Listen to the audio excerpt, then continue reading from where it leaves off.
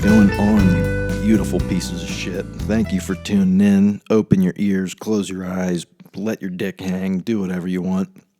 Kick back and enjoy. Sitting here, half nude, Stella cracked like some sort of fancy asshole. Just trying to get through this quarantine bullshit, you know. A lot of stuff going on. Anyway, just wanted to say thanks to the 1818 squad, Alex, Jack, and May. Definitely a big reason why I felt like doing this. Should be a lot of fun. Also, the Cop and Croc squad. It's just should be a lot of fun. For those who thought that last fucking sentence didn't even sound like goddamn English, just like the shittiest gang names of all time, 1818, Cop and Croc. For anyone who doesn't know, 1818, that was just an apartment number. That's pretty fucking simple. But Cop and Croc, for anyone who's curious. So if you haven't seen that movie with Mike Keaton, the founder, he plays Ray Kroc, the guy who just stole everything about the McDonald's empire and just got all the money for it. He took the name McDonald's, and he also took the wife of the guy that made it a success. So, no wonder McDonald's is just shitty all around, because it was started by a fucking creep. Also, what kind of name is Ray Kroc? Like, that's either a name that's going to make billions or end up on death row. And dude made billions flipping burgers, so, I mean, props to him, I guess. But yeah, good guy. Gotta love it. Always gotta get yourself some crock when in need. And I don't like this bullshit when people like are so against McDonald's. You know, I get it. It's not healthy, but you don't eat it to be healthy. What kind of dumbass is just like, I just had a good workout, got a good pump in. Need to refuel, man. 10 chicken nuggets, cookie tote, and shamrock shake straight down the gullet.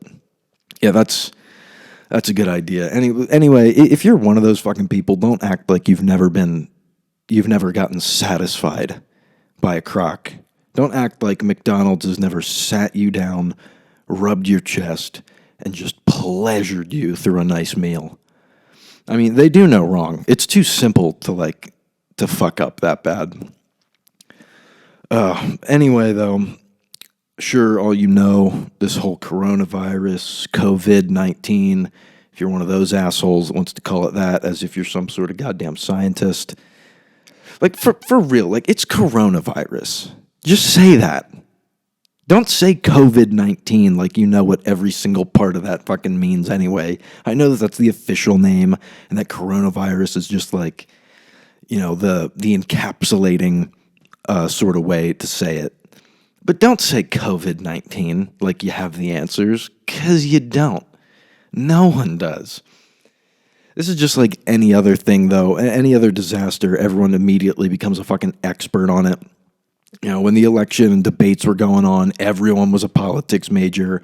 When the fucking half of Australia goddamn burned down a month ago, everyone was an environmentalist.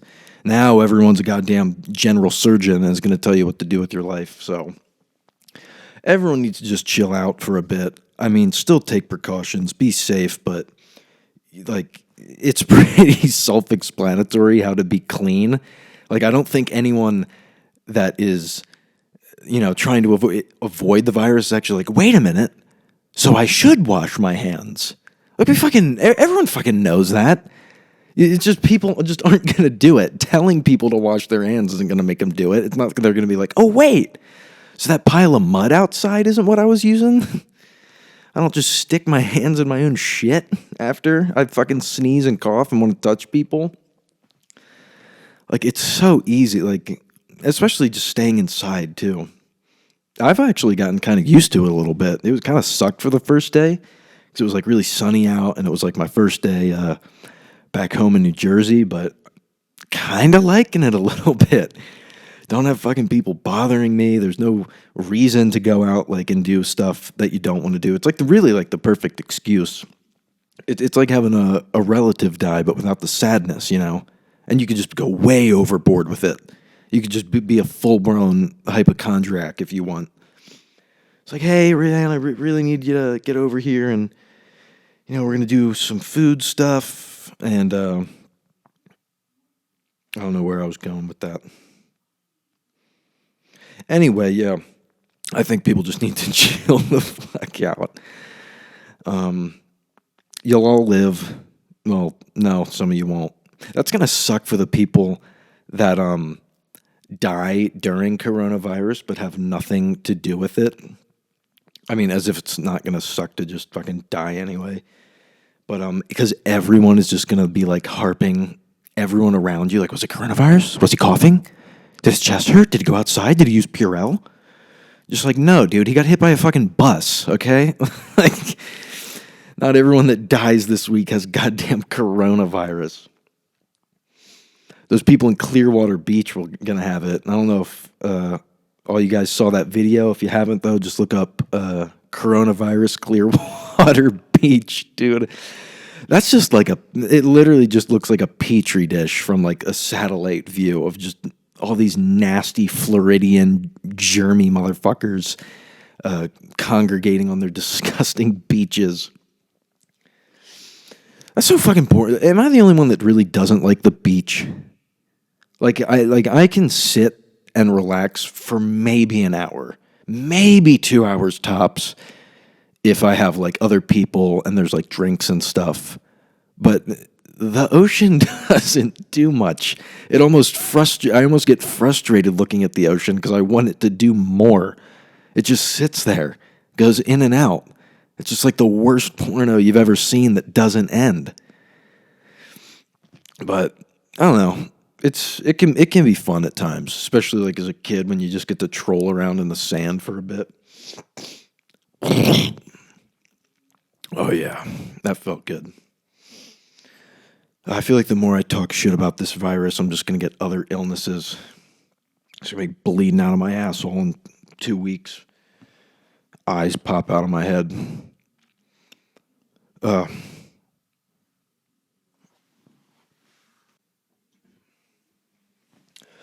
Luckily, though, one thing that has really been going well with this virus is just being able to watch a lot of TV and movies with zero repercussions. Like anytime, like if you tell someone like, "Oh, dude, like what'd you do this weekend?" Pretty much from 7 a.m. till midnight, I was just watching Netflix. Most people would kind of cringe and be like, "Okay, take a shower and talk to me when you go outside." This is the greatest excuse in my life, though, to just do shit that I normally do. I'm a huge Amazing Race fan. One of the best shows. You can watch it on Amazon Prime. For anyone that doesn't know, it's just 12 two-person teams, and they get basically sent on a trip around the world looking for clues. You just have to get to each destination before the next team. Last team gets $1 million. It's a fucking race. It's pretty self-explanatory. However, on this race, I swear to God that part of like the process, like you know how for like any show that you're going to be on, there's like the huge process, like if it's Jeopardy or like Family Feud, some shit, like you have to go through all that stuff. I swear to God, there's got to be an IQ test for Amazing Race, and if you score over like a 50, your application goes right in the trash. They want as few brain cells between those groups as humanly possible. And it's so stupid, the things in that show that people like prepare for.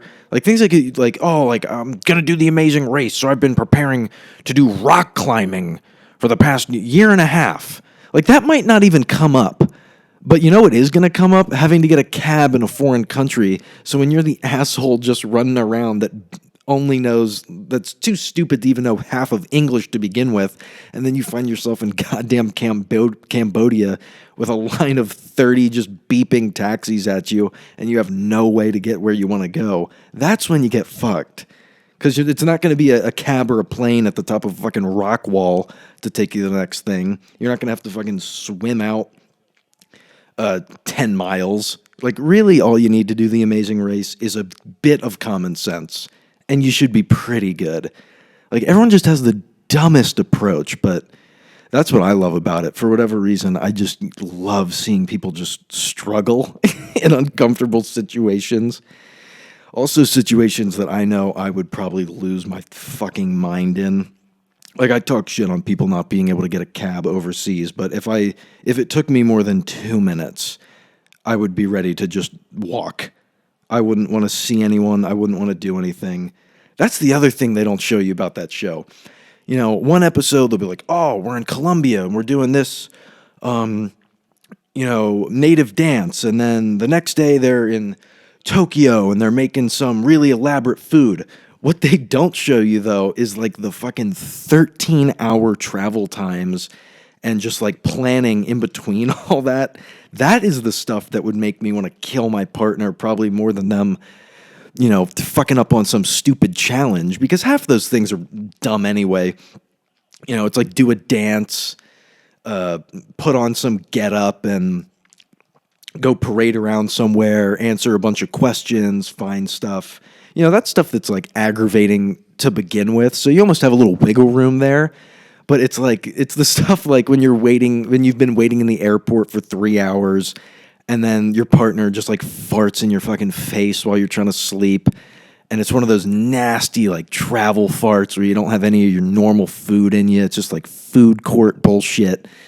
Oh, that's the stuff that they don't show you in the show that I would love to see. Just all the little bickering between groups as they slowly descend into madness over their amazing race trip. But yeah, great show. If you haven't seen it, highly recommend. It's great too because they get like, if you watch like a show, because it is pretty physical.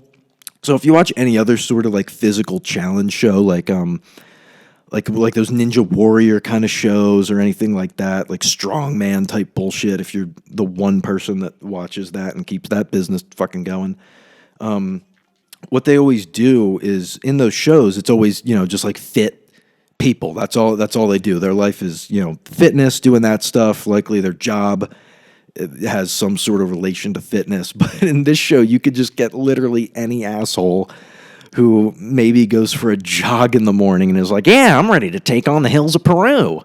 Let's do it. This should be a life-changing experience." And then like a day into it, they're so ready to just go home and give up. I think the parent-child groups are the best because they're the ones that really try to keep some semblance of competence and, understanding of each other. But it's just so awkward when you just see like a 18-year-old kid just like screaming at his 40-year-old dad as he hobbles across some line, like, "Get your fucking ass up here, asshole!" Dude, that shit cracks me up. But one of my favorite episodes from that show. I can't remember what it is, but there's a father-son team. Both of them like fit, like outdoorsy. Very like fucking crunchy granola people, like nice people, I'm sure, but just kind of a dweeby group. So through the first like 5 legs of the challenge, they're murdering it. They're just slaughtering each like obstacle, like every challenge. They get it on like the first try, and they get it on the first try like quick. So they're 2 people running through it like they got 6 legs between them. And through all of like these challenges, all these physical challenges, jumping off this cliff to grab stuff, running through beaches to try to find clues, this completely like Terminator dominating squad of this dad and son, they just power through a fucking one of the obstacles. After that, they have to go up to the checkpoint. So they breeze through it, no problem. As they're just jogging up to the checkpoint, woo, just doing their thing, the dad just does like this little kind of like hop, like a little joy skip, you could call it, and then just lands down on his ankle so fucking bad and just crumbles in moments while his son just runs away. Oh my God. So the kid turns around, goes back to his hobbling father, brings him across. They're like, "Oh yeah, like I fucked my ankle. Like I don't know what's going on." It sounds nothing like that. I just liked putting them in more peril than they really were. But so they get to the checkpoint. The dad's like, my ankle is bunk right now from falling like 3 inches. But anyway, so they're still in first place at this point. So I mean, they're good, and they don't know how serious this dude's injury is. So they get him into like the medical cart or whatever that they have. They wrap his foot up. He's still, he's feeling himself a little bit. A spry old guy. He's got a little spring in his step. His son's kind of a dweeb, but anyway, he gets his foot wrapped up. They keep going on the race, keep dominating it somehow for like another round or two. They're just fucking slaying it. Then all of a sudden, once again, the dad just hits like a bunk, like little hill or patch of grass, and his ankle just says deuces. And they go from straight up going, I think it was like a record. Like, I don't think, like, they won like 7 legs in a row off the bat. I don't think that had been done before, but just because this dumbass dad needed to just do his little celebration for coming in first, they went from being one of the best teams to leaving the race for no reason other than that his ankle hurts a little bit, which is just too funny for me. It's so hilarious to watch because you could just see the disappointment in the guy's eyes, and he's like, I wanted to do it for Connor. I just wanted Connor to be proud. I don't know if his name was Connor, but it was something really stupid like that. He's like, I wanted to show Connor that I could do it. And they just start like crying and shit. The things that people who watch that show when it normally comes out and are huge fans, probably like the tear jerk moment. Me, though, I'm just laughing my ass off because I'm an asshole. But yeah, anyway, great show. Been loving catching up on that. Another great show I've been watching, highly recommend. Probably a lot of you have seen at some point. Twin Peaks. Twin Peaks, dude. That show is like it's like 4 shows in one. Honestly, like the first episode in and of itself is just first off, it's just like a murder mystery. Not true crime, but like mystery thriller, basically. This girl is murdered. FBI agent comes into this like small town in like Montana, I want to say it is. Yeah, I'm a big fan of the show. I don't remember where the fuck it is, but goes in, FBI guy, and just tries to help the police there help solve it. One big issue I have with that show, there's like 3 police officers in that town of like tens of thousands, which makes 0 sense to me. Like, this one murder should really be the least of the problems of this town, considering that they have 0 law enforcement. Like, that town is just a purge 24/7 if you wanted it to be. Like, that place is basically like the 1700s when it comes to crime. Like, if you just have a quick enough car and a slightly good enough excuse, you can and will get away with murder in that show. But now, anyway, that show is a total mind effer. One thing that I really like about that show too that they do, and it's one reason that I always liked older horror movies, is they get really creepy looking people to play a lot of the characters. And I don't mean like creepy looking like fucking sloth from like the Goon, like not like deformed, like weirdo looking people, but people that you just don't, that you kind of want to just look away at, or do you rather just talk to with your like back turned a little bit? Like, they're just not easy on the eyes, is what I'm trying to say.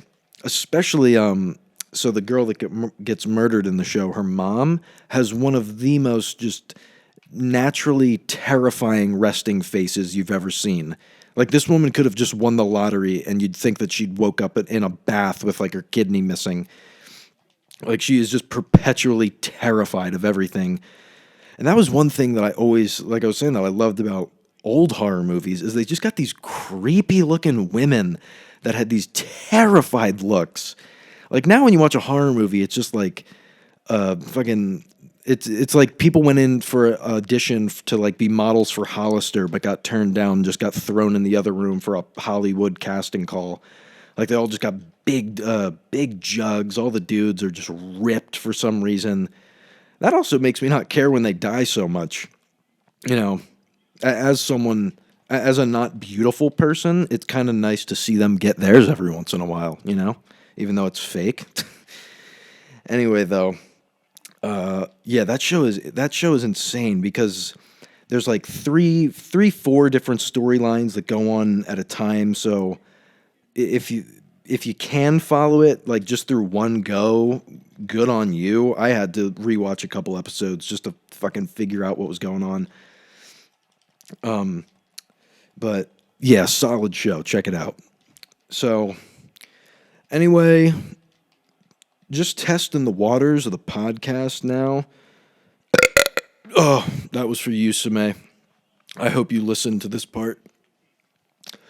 So anyway, yeah, just trying to get in the swing of the podcast mood, Trying to see what works, what kind of shit should be talked about, how I feel about talking about stuff. So if there's anything you guys thought was good, anything you guys thought was shitty, and you're like, oh, Mike, shut the fuck up, you're not interesting when you're talking about that at all, just let me know, because this has been pretty fun, actually, and definitely want to keep doing it. So, yeah, thanks for tuning in, boys, and see you on the next ep. Deuces.